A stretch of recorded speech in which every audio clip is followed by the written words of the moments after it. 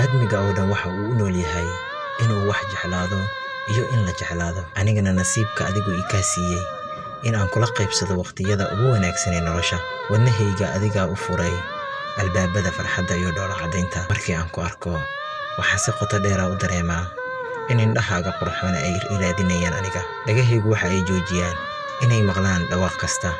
Maskaxdaydu waxa ay bilowdaa in ay ka fakarto ereyada macaan ee ka iman doona. Qalbi xusuusnow in aan ku jeclahay waqti walba, qalbigaygana aan ku siiyay.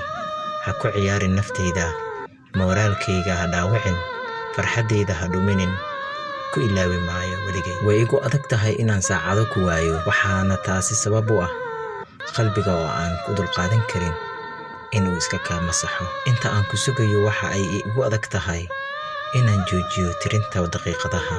Waxaase iga sii adag in aan ku waayo sababtoo ah xusustayda iyo maskaxdayda ayaad meel adag ka degan tahay. Shalaydu waa qayb ka mid ah guuldarada, laakiin tartanka soo jiidashadaada waa u qalantaa qofka inuu wajaho guuldarooyin badan jacayl xad dhaaf ah. Haddii ay jirto in qof bini'aadam ah baahi loo qabo, naftayda adiga ayay ku tabaysaa oo ay kugu qanacsan tahay, iyadoo aanan ka fikirin culaysyada iman kara mustaqbalka.